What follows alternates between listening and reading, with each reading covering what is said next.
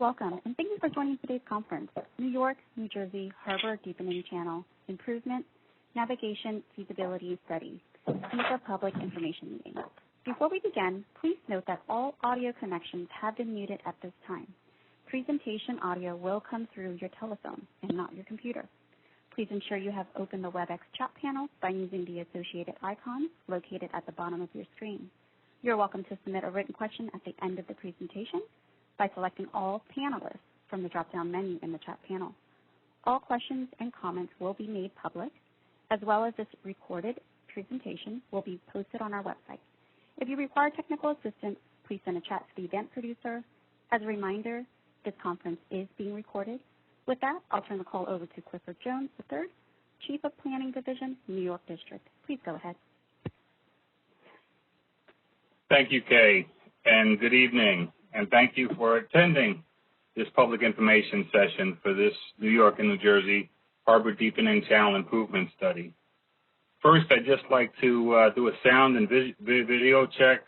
For those that can hear me and see the video, you should be seeing a screen that says the study name with a couple of pictures. If you can hear and see, raise your hand or chat something in the chat box for me.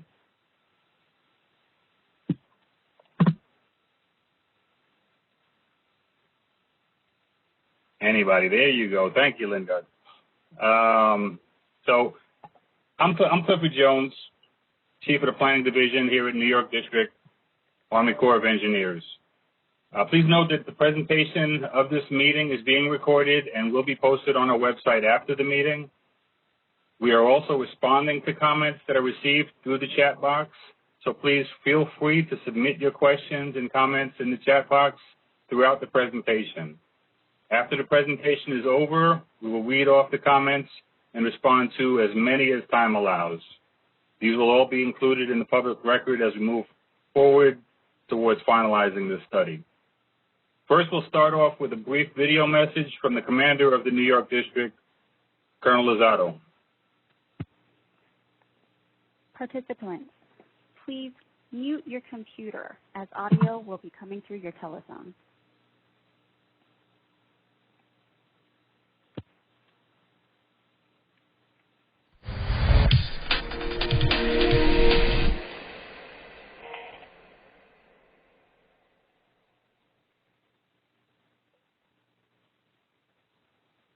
Hello, I'm Colonel Matthew Lozado, Commander of the U.S. Army Corps of Engineers, New York District.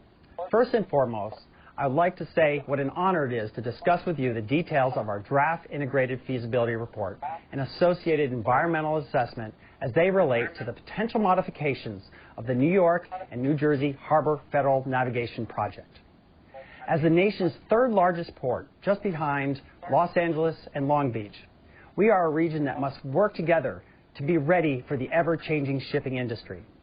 Since 2016, the New York District has been working to determine possible improvements which will enhance the efficiency and safety of the new and larger EEE design container vessels, which are expected to be the future of our port.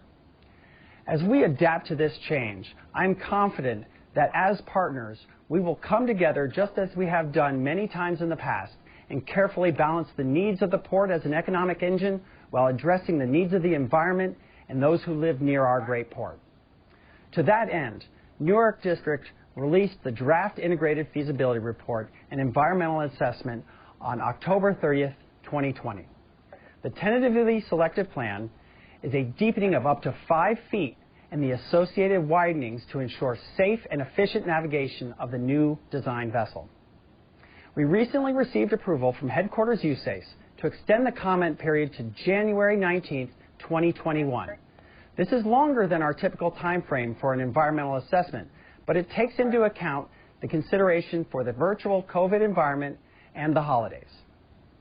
Today we'll be hosting 2 virtual public information meetings, one from 2 to 4 p.m. and the other from 6 to 8 p.m.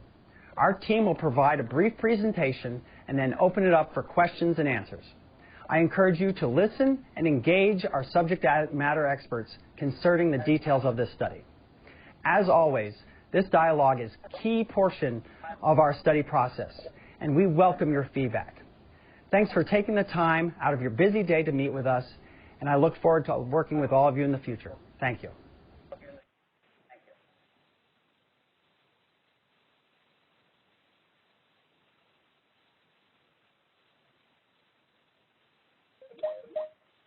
Okay, thank you, Colonel Lozado, and welcome again. The purpose of this meeting, we're here to inform the public, stakeholders, and the agencies to obtain feedback and answer questions regarding the New York and New Jersey Harbor Deepening Channel improvements, draft integrated feasibility report, and environmental assessment. Today, we'll introduce you to the team and our non-federal partner, the Port Authority of New York and New Jersey. Then give you a study background about why we're here, provide some details about the tentatively selected plan and its benefits, the costs, the impacts, and go over some frequently asked questions, then open it up to you for your questions. Please remember to submit your questions in the chat box. They will be answered at the end of the presentation. At this point, I'm going to introduce you to our main presenters.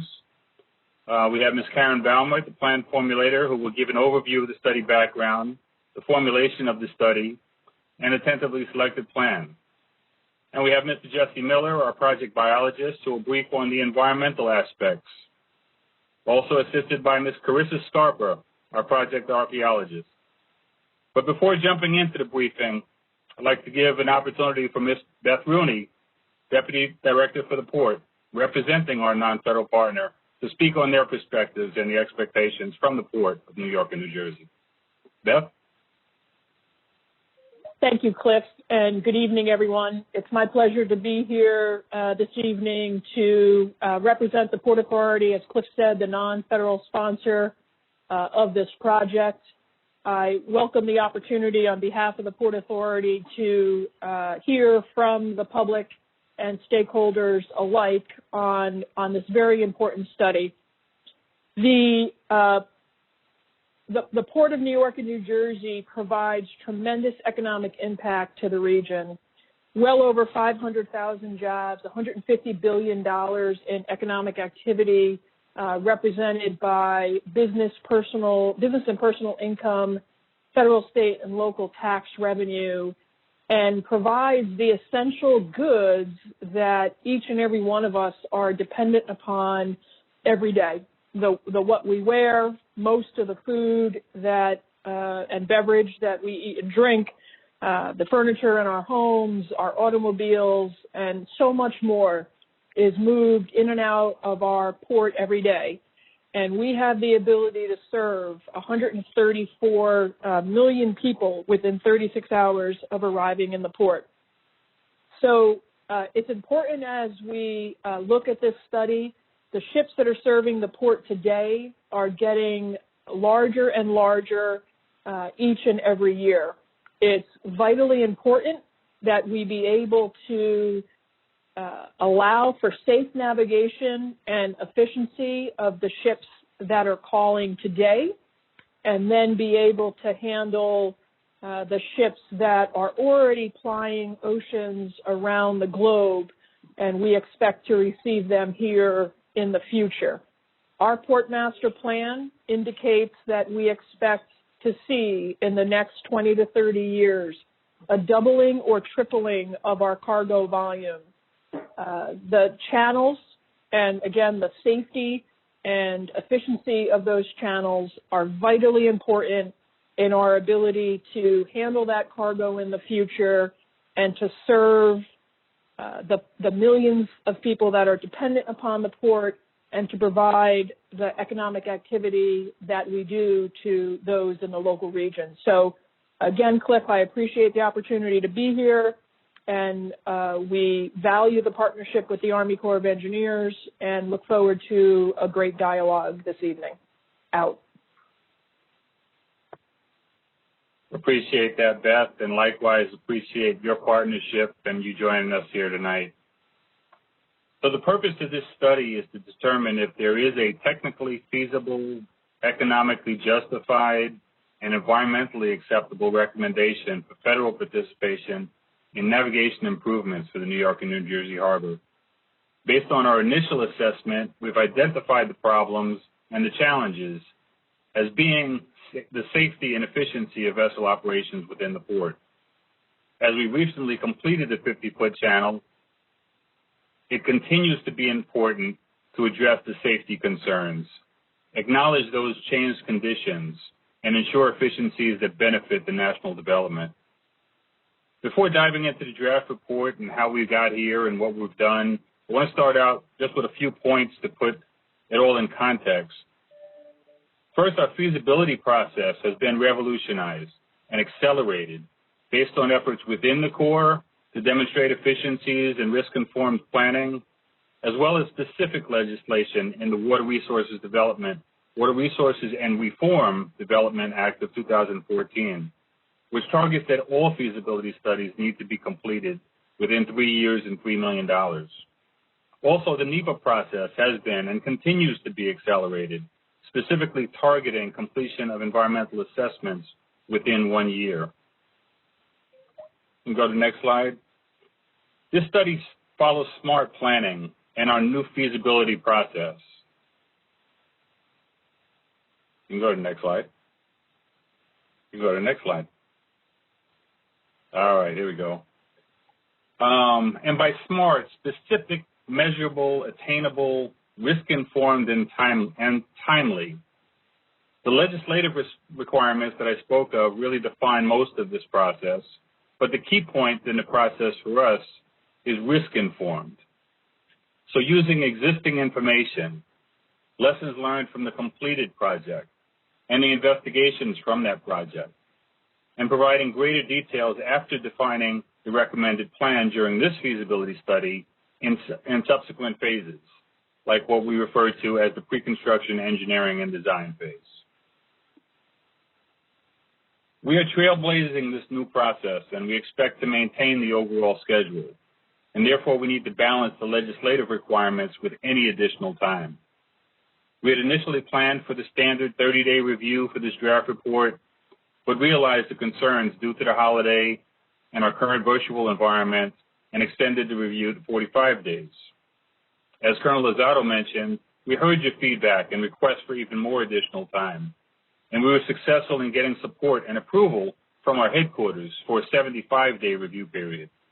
So our current comment review period will now end on January 19th, 2021.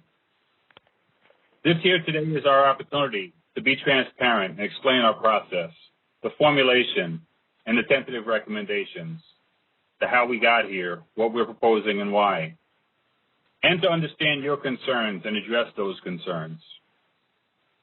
Concurrently, as we go through this public review process, the draft report is being reviewed by our headquarters, agency technical reviews, and independent technical reviews. This feasibility process ends with a decision from the Chief of Engineers, and following a recommendation from the Chief, project authorization would be required to proceed with the detailed engineering and design, including the funding and agreements with our project partner to get towards construction. Again, we're here to provide you information, and we look forward to your feedback. The next slides and the details will be provided by Ms. Karen Baumer. Karen. Thank you, Cliff. Hi, everybody. I'm Karen. I am the study planner. And before we move on to the next slide, I would like to start by going over some of the background of the work that has been done in the harbor thus far. So in 1996, the original harbor deepening study was initiated, and this study recommended a 50-foot harbor deepening project based on the design vessel, the Regina Merit. That container ship is 1,044 feet long and has a capacity to carry 6,420-foot equivalent units. That project received authorization and appropriations for construction, and construction took place between 2000 and 2016. The vessels routinely calling at the harbor today are over 160 feet longer, 17 feet wider, and up to 4 feet deeper when fully loaded. This surpassing of the original design vessel has occurred sooner than was anticipated by the 1999 study. So this prompted the Corps to relook at the constructed project under the Rivers and Harbors Act of 1970, Section 216.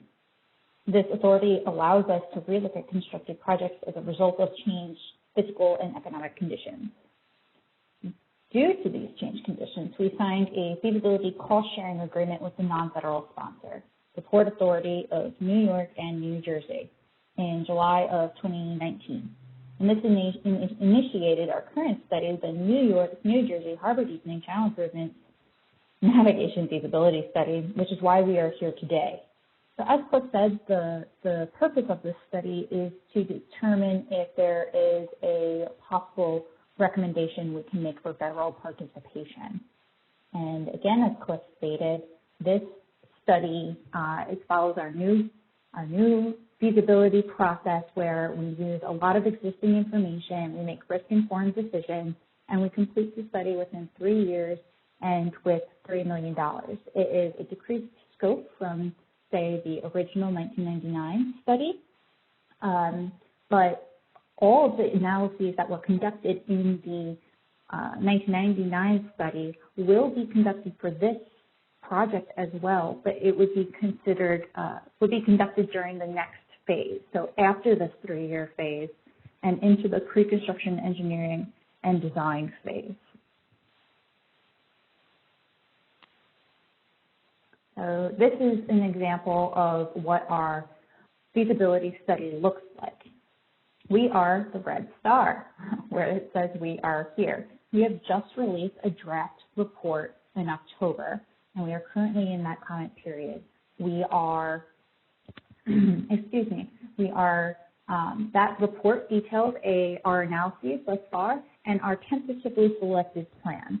Now we are gathering comments from the public, from our agency, from independent external agencies, and other federal agencies about the study, and we are compiling all those comments, evaluating them, and the next step for us is to go for the agency decision milestone, which is where we go to our headquarters and tell them all of the comments we have received and discuss next steps to determine if our tentatively selected plan is indeed what we do want to recommend. Then we do further analyses. We release submit a final report to headquarters in January of 2022, and ultimately at the end of this feasibility phase, we would have a chief's report recommendation. What that chief's report is a report by the chief of engineers that makes a recommendation to Congress. And that is ultimately what we are getting at here in this phase. So the comment period does end January 19th, 2021. Please feel free to submit us your comments, and we will be accepting comments after, but we'd appreciate it if you could try to meet the date so we have ample time to respond.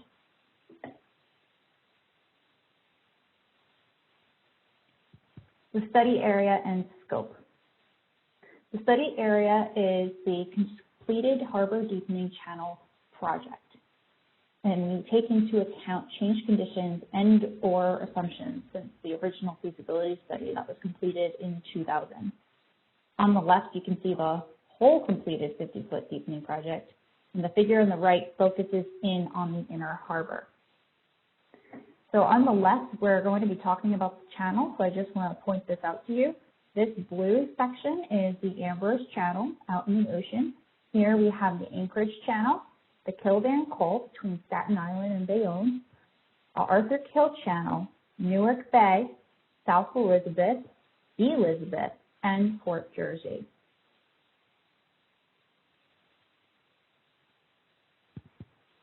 So this figure shows the container vessel and cargo trends since 2009.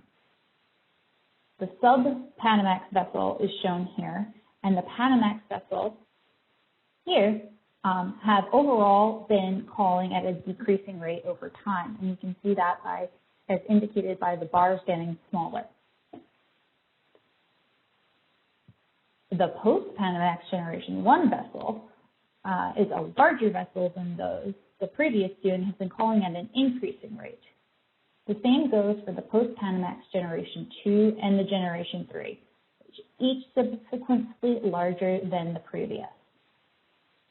The point of this slide is to show you that the fleet is transitioning to larger and larger vessels. So the current channels were constructed for a vessel much smaller than those vessels currently calling, and these larger vessels have tidal and speed restrictions imposed on them for safety reasons.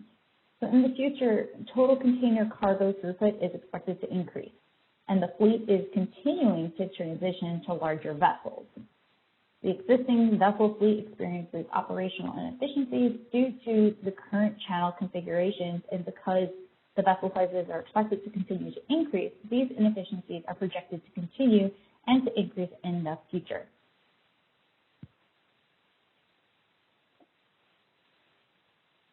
Consistent with that trend to larger vessels, and based upon the fleet forecast and future conditions, we have identified the design vessel for this study as the Maersk EEE ultra-large container vessel. This vessel has a length overall of about 1,308 feet and a design draft of 52.5 feet when fully loaded. The figure on the right does show the expected future fleet of the Port of New York and New Jersey, and you can see the difference between the size for what the current existing Federal Navigation Channel was designed for, and for the much larger size of our design vessel. And this vessel is expected to call within our period of analysis, and this figure is actually a little misleading because there are much larger vessels that are expected to call, and this figure should continue, but we just ran out of room on this slide. So again, the overall study goal is to determine if we have a recommendation for federal participation. And the very first thing that we do in our core analysis process is to go over problems, opportunities, objectives, constraints, and considerations. So the problems are navigation inefficiencies due to channel width limitations and channel inefficiencies due to channel depth limitations. Our opportunities are to increase navigation efficiencies, benefit the economy, and realize economies of scale, beneficially use dredge material, increase navigation safety for all vessels. Our objectives are to improve the efficiency of operations of container ships within the harbor and allow for more efficient use of container ships. Now, the difference between these two objectives is that the first objective is about having vessels move more efficiently and quicker within the harbor. Allowing for more efficient use of container ships, on the other hand, is about allowing the vessels to draft more deeply. And you see those benefits in a cross-ocean way. And that is actually where the majority of our benefits come from. It helps us realize economies of scale. So our constraints is the impacts. We do not want to impact the piers of the Bayonne Bridge, and we have a ton of considerations, the main ones listed here. We need to consider the impacts to structures, bulkheading, and on-land facilities, impacts to environmental and cultural historic resources, impacts to existing utilities, impacts to the other navigation traffic in the harbor, and environmental operating procedures. So after we identify problems, opportunities, objectives, constraints, and considerations, we identify measures. And this is a simplified table of what is actually in the main report. So I do encourage everyone to read the main report. Measures considered are related to our problems. So to address inefficiencies due to depth limitations, we have looked at deepening. To address inefficiencies due to width limitations, we have looked at channel widening, which includes bend easing, channel straightening, meeting and passing zones, and non-structural and operational changes. And what we did is we screened those measures and evaluated them for their feasibility and being incorporated into alternatives. We removed operational changes, which would include changing vessel speeds in the channel or increasing the use of tugboat assistance, these were screened out because the port is already implementing many of these measures and is operating as efficiently as the port can given the existing channel configuration. Therefore, our alternatives consisted of physical measures. So in the report and throughout this presentation, we talk about pathways. This slide is designed to show you where those pathways are. So this yellow line is the pathway to Howland Hook Marine Terminal. The red line represents the pathway to Elizabeth Port Authority Marine Terminal, and the blue line represents the pathway to Port Jersey Port Authority Marine Terminal. And what we did is we preliminarily looked at each of these pathways for the feasibility of improvements, and an analysis indicated limited economic benefits associated with the Howland Hook Marine Terminal pathway. So that was most likely not going to be economically justified, so we removed it from further consideration. So the pathways that we did evaluate further are the pathways to Elizabeth Port Authority Marine Terminal and Port Jersey Port Authority Marine Terminal. And these were looked at for deepening by 2 feet to 7 feet to a maintained depth of negative 57 feet, meaning a lower low water. So our plan formulation strategy is pretty straightforward. We screened measures, we screened pathways, and then we incrementally evaluated the individual navigation pathways for deepening and the associated widening, and then evaluated additional efficiency components foot by foot to maximize net benefits. So we considered the ability of measures to meet objectives, avoid constraints, and ensure that they were technically feasible, economically justified, and environmentally acceptable. For the alternatives, we also wanted to make sure that they were complete, effective, efficient, and accessible to move forward as our tentatively selected plan. So we took the time and we incrementally evaluated all of the pathways and combined them into alternatives and evaluated them based off of the criteria recognized on the previous slide. Our tentatively selected plan was found to be, selected to be, the deepening the pathways to Elizabeth Port Authority Marine Terminal and Port Jersey Port Authority Marine Terminal by up to 5 feet to a maintained depth of negative 55 feet, means lower low water. So on the left, you see the zoomed out version of the tentatively selected plan that shows from sea to the inner harbor. And then on the right, you have a zoomed in version where you are able to see the inner harbor, which is of most interest to people. But you can see that we have improvements all the way to Elizabeth and all the way to Port Jersey, Port Authority Marine Terminal. So why is the tentatively selected plan deepening up to 5 feet? Well, we did our analyses foot by foot, and the differences between a 4-foot deepening plan and a 5-foot deepening plan are very, very close. And additional analyses are needed to refine and to determine if the 4-foot plan or the 5-foot plan is the plan that maximizes net benefits. At this point in time, we cannot make this decision, but additional analyses are going to be conducted after the draft report is released and for the final integrated report.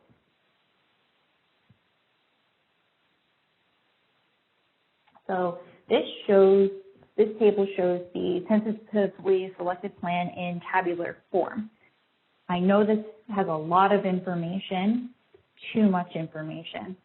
Where we want to focus for the purposes of this meeting is on the first 2 columns. And just please note that this shows a 5-foot deepening plan. It does not show a 4-foot deepening plan. So in the main report, we have detailed the differences between a 4-foot and a 5-foot deepening plan. But for the brevity of this presentation, we have selected only to show the 5-foot plan. But please feel free to go into the main report to find this exact table. So the point to get across of this slide is that the maintained channel depth is different than the proposed authorized channel depth. So we say a 5-foot deepening plan for up to a maintained depth of negative 55 feet, mean lower low water.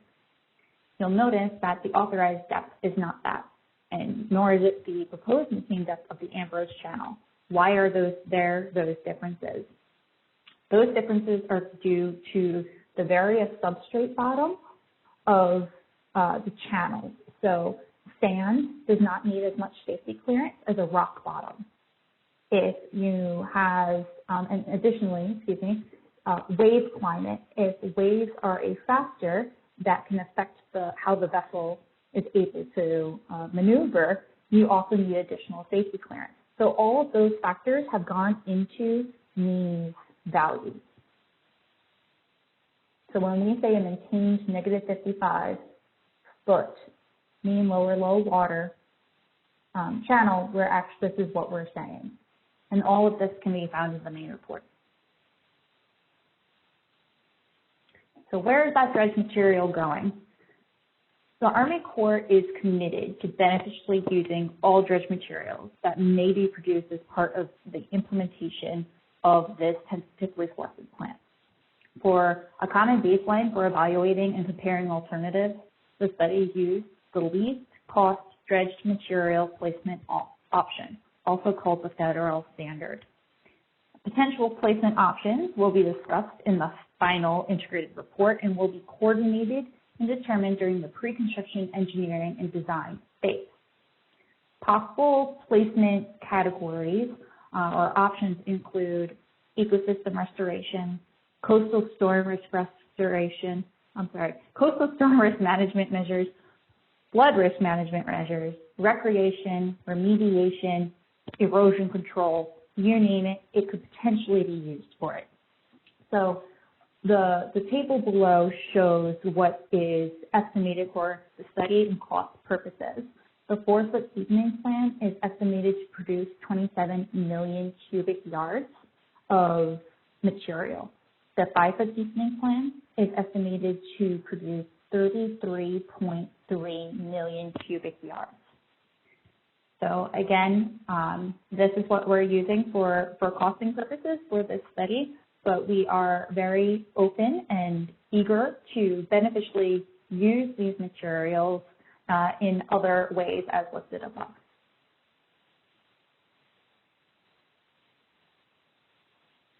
And now I am going to turn the presentation over to Mr. Jesse Miller, who is our project biologist. Jesse? Thanks, Karen. So much of the initial impact expected from this plan has been avoided or minimized to the greatest extent possible through working with our engineering team on the design. At a 5-foot deepening, we're looking at 1.92 acres of unavoidable impacts to shallow subtidal habitat, shallow here being down to a depth of 6 feet mean lower low water. And all of these impacts are within the state of New Jersey. Next slide. As I mentioned, this plan is associated with just under 2 acres of impact to shallow subtidal habitat. A habitat assessment model was developed for the project to assess the habitat quality lost, as well as the potential habitat quality gained at possible mitigation sites. And that model is currently under model review by our Ecosystem Planning Center of Expertise. The model is an update to a model developed for the original 50-foot harbor deepening. And that original model was based on the WET model, or wetland evaluation techniques. And it was developed in partnership between us at the Corps, the National Marine Fisheries Service, and both states. We had an interagency meeting in June of this year to discuss the mitigation plan and opportunities. And there we identified in-kind and place mitigation as our priority. And if no such opportunities exist, we'll explore out-of-kind, out-of-place options. We plan to use the Comprehensive Restoration Plan, or CRIP, for the Hudson Raritan Estuary and other sources to identify opportunities. And now that we have a better idea of the project impacts, we'll also be reaching back out to the state of New Jersey regarding mitigation planning. Next slide. So the dredges and related equipment for the project will trigger general conformity under the Clean Air Act by emitting more than the current threshold for NOx for our non-attainment area, which is 50 tons per year. Therefore, we'll mitigate this impact through a mitigation program called a Marine Vessel Engine Replacement Program, or MVER. The Corps will be replacing older engines with cleaner burning engines on vessels that operate within the non-attainment area. And as these cleaner burning engines operate, they generate offsets that will offset or mitigate the emissions from dredge equipment. Next slide. Hi, I'm sorry, Jesse. It sounds like maybe there may have been some sound issues. Can everyone hear? Has anyone had any sound issues?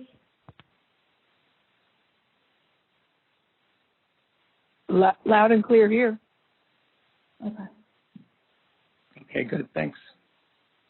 Okay, thank you. If you can go to the next slide then, please.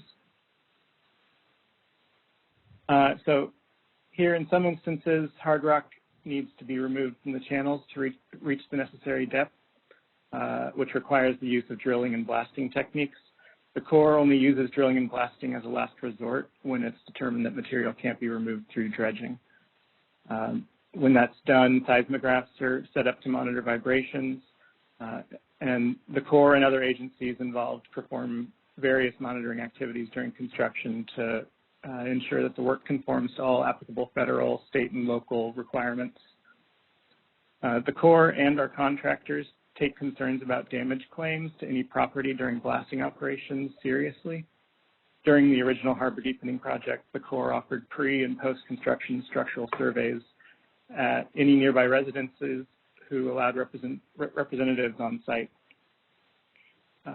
And as during the original harbor deepening, any impacts to structures shown to be a result of blasting from construction of this project is considered to be a project cost, and that would be cost shared by the federal government and the non-federal sponsor.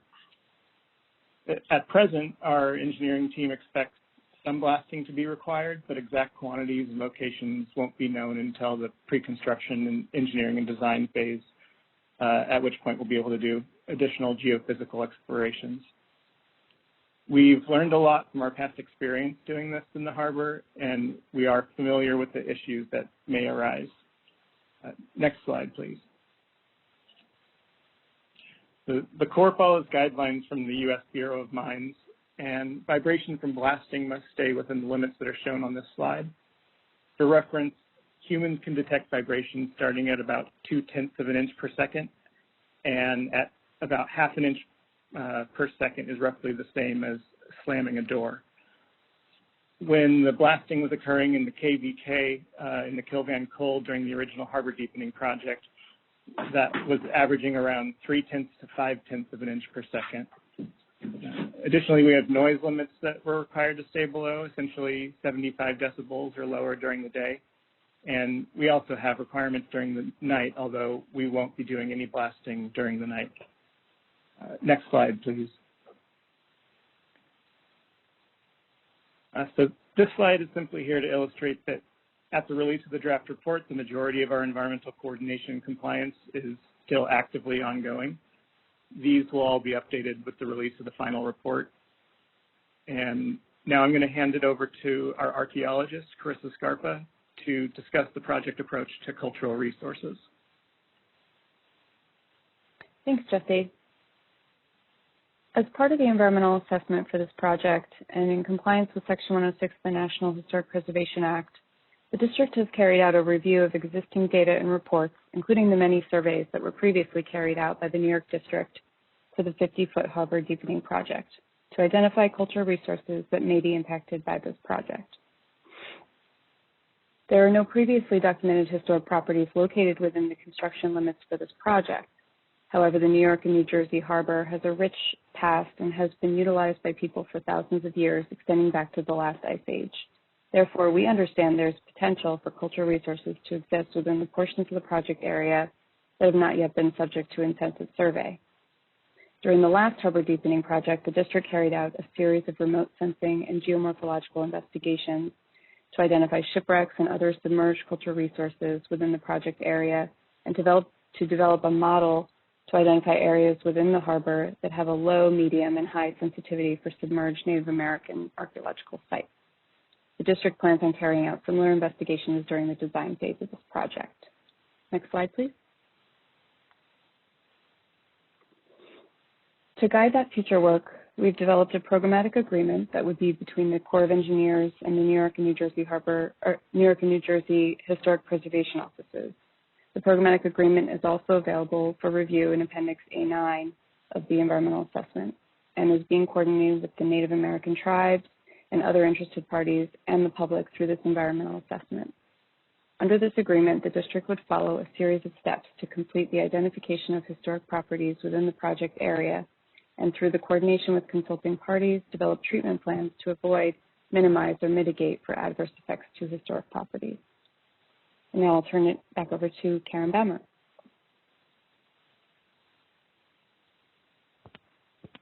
Thank you, Carissa. Thank you, Jesse. This table shows the tentatively selected plan's costs and benefits. It is divided by the 4-foot plan and the 5-foot plan, so you can see the differences between the two. The total economic cost for the 4-foot plan is $3.98 billion. The total economic cost for the 5-foot plan is $4.24 billion. And while that sounds like a lot of money, it is. These projects both are estimated to produce a significant amount of net benefits. So the average annual equivalent net benefits for the 4-foot plan are anticipated to be $160.4 million, and the average annual equivalent net benefits for a 5-foot deepening plan is estimated to be $159.3 million.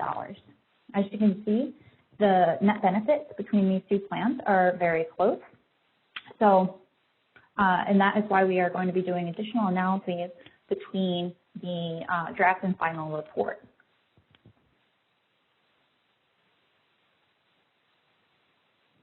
So in summary, the tentatively selected plan is deepening the pathways to Elizabeth Port Authority Marine Terminal and Port Jersey Port Authority Marine Terminal by up to 5 feet, up to a maintained depth of -55 feet, mean lower low water. Release of the draft report will enable public and agency coordination to assist with the finding and refining of stakeholders' concerns and needs. Additional analysis will be completed after the release of the draft report to confirm the National Economic Development Plan or the plan that maximizes net benefits. Additional input, data collection, synthesis, and analysis will continue to confirm whether the National Economic Development Plan, the plan that maximizes net benefits, is a 4-foot plan or a 5-foot plan. Environmental coordination is ongoing, and the non-federal sponsor, the Port Authority of New York and New Jersey, supports this approach. So bringing it back to our feasibility study, we have released the draft report. We are in public review right now. Our next step is to compile all the comments and bring them to our agency headquarters to see if our plan has changed, do additional analyses to refine our tentatively selected plan, and submit that plan as a final report in January of 2022. And at the end of this, we will hopefully have a positive chief's report making a recommendation to Congress. And that would be anticipated for May of 2022. So that was the feasibility schedule that I just showed. Now, this is our draft implementation schedule. The project would require congressional authorization for pre-construction engineering and design and construction to begin. Additionally, the Army Corps must sign a design agreement with a non-federal sponsor to cost share pre-construction engineering and design, and must sign a project partnership agreement for construction. The pre-construction engineering and design and construction phases are cost shared 50% federal and 50% non-federal. Implementation would then occur provided that the sufficient funds are appropriated to design and construct the project. So the below schedule was estimated for study analysis purposes. Please note that the below schedule is very ambitious and dependent on congressional authorization, federal and non-federal budgeted funding, and agreement execution. So if we have a Chief of Engineers report approval in May of 2022, we would hopefully sign a design agreement in July 2022, and construction would only begin in October 2024 and take about 14 years. So please note that this October 2024 date is very ambitious and would likely be later.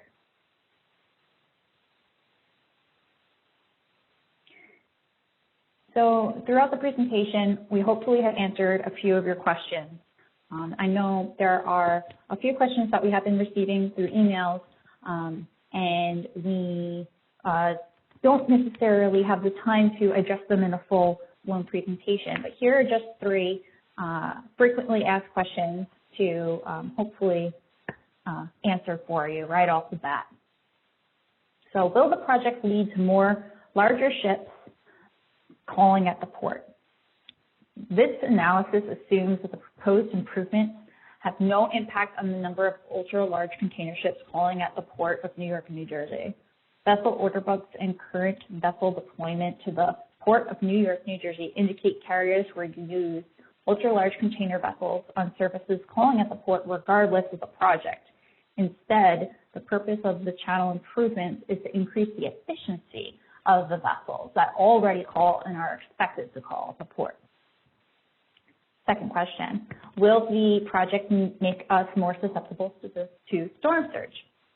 So previous deepening studies were not found to increase the risk of storm surge, but additional analyses will be conducted during pre-construction engineering and design to ensure proper mitigation measures, if required, are properly implemented, and these would be implemented as a project cost. Third question, will the larger ships result in increased erosion of the shoreline? Studies have shown that erosion is caused by the wake of a vessel and not the size of the vessel itself. So larger ships moving slowly create less wakes than smaller, faster moving vessels. Additionally, a deeper channel is likely to result in a decrease in the number of vessels calling at the port. Additional analyses will be conducted during pre-construction engineering and design to ensure proper mitigation measures, if any are required, are properly implemented and would be implemented as a project cost. So where can I find this fantastic report?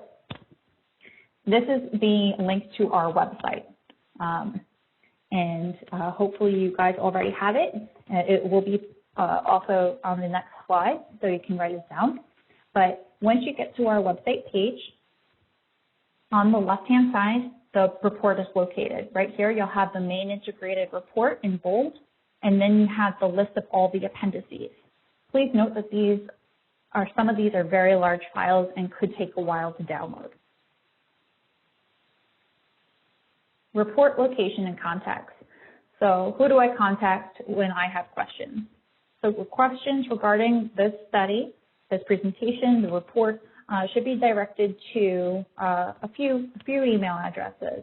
The first best one, I would say, is the the HDCI_FREA_comments at usace.army.mil. Or you can also reach out directly to me, Karen, the study planner, or Mr. Jesse Miller, the project biologist. If you prefer to not send an email, you can also mail your comments, physically mail your comments to us at 26 Federal Plaza in New York, New York. Again, the comment period is closing January 19th, and the documents are again located at our Army Corps website. If you forget the link, you can just go to New York District, Army Corps, and go to Missions, and we're under navigation.